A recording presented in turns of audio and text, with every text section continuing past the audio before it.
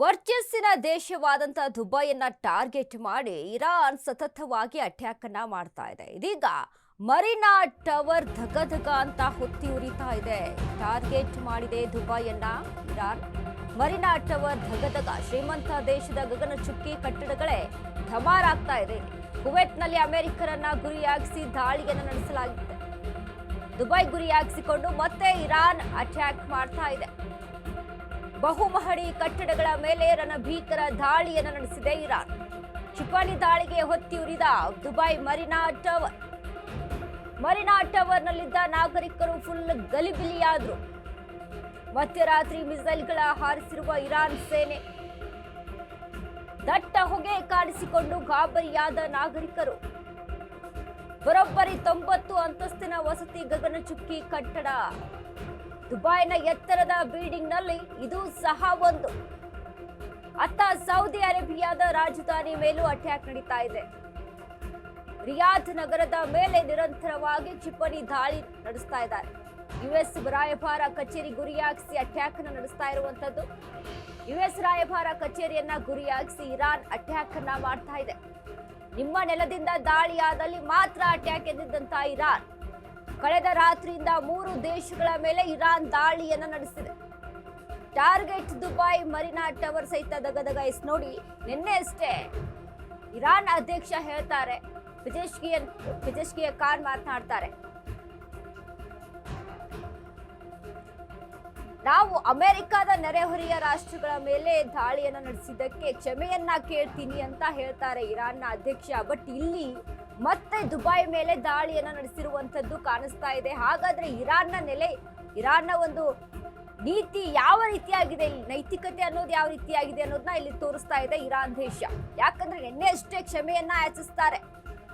ಅಮೆರಿಕದಲ್ಲಿ ನೆರೆಹೊರೆಯ ರಾಷ್ಟ್ರಗಳ ಮೇಲೆ ಯಾವುದೇ ರೀತಿಯಾದಂತಹ ದಾಳಿಯನ್ನ ಮಾಡೋಲ್ಲ, ಬಟ್ ನಿಮ್ಮ ನೆಲೆಯಿಂದ, ನಿಮ್ಮ ಸೇನಾ ನೆಲೆಯಿಂದ ದಾಳಿ ಆದ್ರೆ ಮಾತ್ರ ನಾವು ದಾಳಿಯನ್ನ ಮಾಡ್ತೀವಿ ಅಂತ ಇರಾನ್ ಹೇಳ್ತಾರೆ. ಬಟ್ ಇಲ್ಲಿ ಆಗ್ತಾ ಇರುವಂತದ್ದೇನು, ಇರಾನ್ ಸತತವಾಗಿ ಮತ್ತೆ ದುಬೈ ಮೇಲೆ ದಾಳಿಯನ್ನ ನಡೆಸ್ತಾ ಇದೆ. ಕುವೈತ್ನಲ್ಲಿ ಕೂಡ ದಾಳಿಯನ್ನ ನಡೆಸ್ತಾ ಇರುವಂತದ್ದು. ಅದಾದ್ಮೇಲೆ ಇದೀಗ ದುಬೈ ಮೇಲೂ ಸಹಿತ. ದುಬೈ ಮರೀನಾ ಟವರ್ ಅಂತ ಅಂದ್ರೆ ನೋಡಿ, ದುಬೈ ದೇಶ ಒಂದ್ ರೀತಿಯಾಗಿ ವರ್ಚಸ್ಸಿನ ದೇಶ. ಅದು ಅಲ್ಲಿ ಸಾವಿರಾರು ಲಕ್ಷಾಂತರ ಒಂದು ಟೂರಿಸ್ಟ್ಗಳು ಸಹಿತ ದುಬೈಯನ್ನ ಕೆಲವೊಂದು ಕಟ್ಟಡಗಳ ವೀಕ್ಷಣೆಗೆ ಅಂತವರೇ ಹೋಗ್ತಾರೆ. ಅಂದ್ರೆ ಅಷ್ಟೊಂದು ವರ್ಚಸ್ಸನ್ನ ಹೊಂದಿರುವಂತಹ ದೇಶ ಆಗಿರೋದ್ರಿಂದ ಇನ್ನು ಎಷ್ಟೋ ಜನ ಸೆಲೆಬ್ರಿಟೀಸ್ಗಳು ದುಬೈನಲ್ಲಿ ನೆಲೆಸ್ತಿದ್ದಾರೆ. ಅಂದ್ರೆ ನೆಲೆ ಮಾಡ್ಕೊಂಡು ಇರುವಂತದ್ದು, ದುಬೈನಲ್ಲಿ ಮನೆ ಮಾಡ್ಕೊಂಡಿರ್ತಾರೆ ಎಷ್ಟೋ ಜನ ಸೆಲೆಬ್ರಿಟೀಸ್ಗಳು, ಶ್ರೀಮಂತ ವ್ಯಕ್ತಿಗಳು ಸಹಿತ.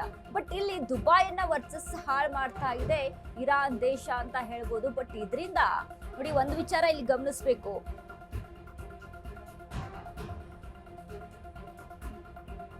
ದುಬೈಯನ್ನ ಏನು ಟಾರ್ಗೆಟ್ ಮಾಡಿ ಹೊಡಿತಾ ಇದೆ ಇರಾನ್ ದೇಶ, ಬಟ್ ಇಲ್ಲಿ ದುಬೈನ ಮರೀನಾ ಟವರ್ ಮೇಲೆ ದಾಳಿಯನ್ನು ನಡೆಸಿರುವಂತದ್ದು ಇರಾನ್.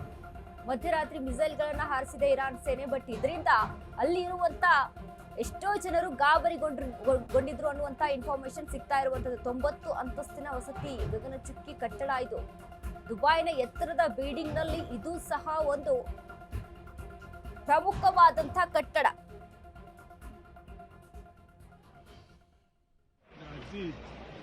ನೋಡಿ, ಗಮನಿಸ್ತಾ ಇದೀವಿ ನಾವು ವಿಜುವಲ್ಸ್ ಗಳಲ್ಲಿ ಯಾವ ರೀತಿಯಾಗಿ ದಾಳಿಯನ್ನ ಮಾಡ್ತು ಒಂದು ಇರಾನ್ ಮರೀನಾ ಟವರ್ ಮೇಲೆ, ದುಬೈನ ಮರೀನಾ ಟವರ್ ಮೇಲೆ ಅಂತ.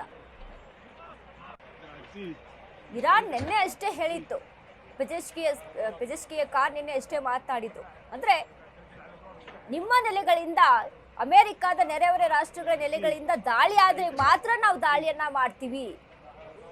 ಈ ಹಿಂದೆ ಏನೆಲ್ಲ ದಾಳಿ ನಡೆಸಿದೆ ಅದಕ್ಕೆ ಕ್ಷಮೆಯನ್ನ ಕೇಳ್ತೀವಿ ಅನ್ನುವಂತ ಮಾತನ್ನ ಆಡ್ತಾರೆ. ಬಟ್ ಇಲ್ಲಿ ಆಗಿತ್ತೇನು, ಮತ್ತೆ ಅದನ್ನೇ ಅಲ್ಲಿ ರಿಪೀಟ್ ಮಾಡಿದ್ದಾರೆ. ಕ್ಷಮೆಯನ್ನ ಯಾಚಿಸಿ, ಕ್ಷಮೆಯನ್ನ ಕೇಳಿ, ಆದ್ರೆ ಮತ್ತೆ ರಿಟರ್ನ್ ಮಾಡುವಂಥದ್ದು ಅದೇ ಕೆಲಸ. ಇಲ್ಲಿ ಮತ್ತೊಂದು ವಿಚಾರ ಬೆಳಕಿಗೆ ಬರುತ್ತೆ. ಅಂದ್ರೆ ಈಗಾಗಲೇ ಇರಾನ್ನಲ್ಲಿ ಸರ್ವಾಧಿಕಾರಿ ಆದಂತ ಖಮೇನಿಯ ಹತ್ಯೆ ಆಗುತ್ತೆ. ಖಮೇನಿಯ ಹತ್ಯೆ ಜೊತೆಗೆ ಹಲವಾರು ಪ್ರಮುಖರ ಹತ್ಯೆ ಆಗುತ್ತೆ, ರಕ್ಷಣಾ ಸಚಿವರ ಹತ್ಯೆ ಸಹಿತ ಅಲ್ಲಿ ಆಗುತ್ತೆ. ಸೊ ಹೀಗಾಗಿ ಪ್ರಮುಖವಾಗಿ ಏನೆಲ್ಲ ಆಕ್ಷನ್ ತೆಗೆದುಕೊಳ್ಬೇಕು, ಏನ್ ತೆಗೆದುಕೊಳ್ಬಾರ್ದು ಅನ್ನುವಂತ ವಿಚಾರಕ್ಕೆ ಸಂಬಂಧಪಟ್ಟಂತೆ ಮಾಹಿತಿಯನ್ನ, ಗೈಡ್ಲೈನ್ಸ್ ಅನ್ನ ಕೊಡುವಂತವ್ರು ಯಾರು ಇಲ್ಲ. ಆ ಕಾರಣದಿಂದಾಗಿ ಇರಾನ್ ಈ ರೀತಿಯಾದಂತ ಎಡವಟ್ಟನ್ನ ಮಾಡಿದೆ. ಇನ್ನು ಮುಂದೆ ಈ ರೀತಿಯಾಗಿ ಮಾಡೋದಿಲ್ಲ. ಇನ್ನು ಮುಂದೆ ನೀವೆಲ್ಲರೂ ಕೂಡ ಸೇಫ್ ಆಗಿ ಇರ್ತೀರಾ ಅನ್ನುವಂತ ಭರವಸೆಯನ್ನ ಕೊಡ್ತೀನಿ ಅಂತ ಇರಾನ್ ಅಧ್ಯಕ್ಷ ಹೇಳ್ತಾರೆ. ಬಟ್ ಇಲ್ಲಿ ಮತ್ತೆ ದುಬೈ ಮೇಲೆ, ಮರೀನಾ ಟವರ್ ಮೇಲೆ ಅಲ್ಲಿ ದಾಳಿ ಆಗಿರುವಂತದ್ದು ಗಮನಿಸ್ತಾ ಇದ್ವಿ. ಇದು ಬೇರೆ ದೇಶದ ವರ್ಚಸ್ಸಿನ ಮೇಲೆ ಸಾಕಷ್ಟು ರೀತಿಯಾದಂತಹ ಪರಿಣಾಮ ಬೀರ್ತಾ ಇದೆ. ಇದೇ ವಿಚಾರಕ್ಕೆ ಸಂಬಂಧಪಟ್ಟಂತೆ ಏನು ಹಲವಾರು ಗಲ್ಫ್ ರಾಷ್ಟ್ರಗಳೇನಿದಾವೋ ಅವು ಅಮೆರಿಕನ ಮೇಲೆ ಸಾಕಷ್ಟು ಸಿಟ್ಟಾಗಿದ್ದಾರೆ, ಕೋಪಗೊಂಡಿದ್ದಾರೆ ಅನ್ನುವಂತ ಮಾಹಿತಿ ಸಹಿತ ಇಲ್ಲಿ ಲಭ್ಯವಾಗ್ತಾ ಇದೆ. ಯಾಕಂತ ಅಂದ್ರೆ ನೀವು ದಾಳಿ ಮಾಡ್ತೀರಾ, ಇರಾನ್ ಮೇಲೆ ಯುದ್ಧವನ್ನ ನಡೆಸ್ತೀರಾ ಅನ್ನುವಂಥದ್ದಾಗಿದ್ರೆ ಅದ್ರ ಬಗ್ಗೆ ನಮಗೂ ಒಂಚೂರು ಇನ್ಫಾರ್ಮೇಶನ್ ಕೊಡಬೇಕಿತ್ತು. ನಾವು ಅದ್ರ ಬಗ್ಗೆ ನಾವು ಸಹಿತ ಅಲ್ಲಿ ಎಲ್ಲಾ ರೀತಿಯಾದಂತಹ ಸಿದ್ಧತೆಯಲ್ಲಿ ಇರ್ತಿದ್ವಿ. ಮತ್ತೊಂದು ನಾವು ಇರಾನ್ ಜೊತೆ ಮಾತುಕತೆಯನ್ನ ನಡೆಸ್ತಿದ್ವಿ. ನಮ್ಮ ನೆಲೆಯಿಂದ ನಿಮ್ಮ ಒಂದು ಸೇನೆಗೆ ಯಾವುದೇ ರೀತಿಯಾದಂತಹ ದಾಳಿ ಆಗೋದಿಲ್ಲ ಅನ್ನುವಂತ ಅವರಿಗೆ ಭರವಸೆಯನ್ನ ಕೊಡ್ತಿದ್ವಿ. ಅದೇ ರೀತಿಯಾಗಿ ನೀವು ಸಹಿತ ನಮ್ಮ ರಾಷ್ಟ್ರಗಳ ಮೇಲೆ ದಾಳಿಯನ್ನ ಮಾಡಬಾರ್ದು ಅನ್ನುವಂತ ಮಾತುಕತೆಯನ್ನ ನಡೆಸ್ಕೊಳ್ತಿದ್ವಿ. ಒಂದು ಸಿದ್ಧತೆಯನ್ನ ಮಾಡ್ಕೊಂಡಿರ್ತಿದ್ವಿ ಅನ್ನುವಂತ ವಿಚಾರಕ್ಕೆ ಸಂಬಂಧಪಟ್ಟಂತೆ ಅಮೆರಿಕ ಮೇಲೆ ಸಿಟ್ಟಾಗಿರೋದು ಸಹಿತ ಇದೆ.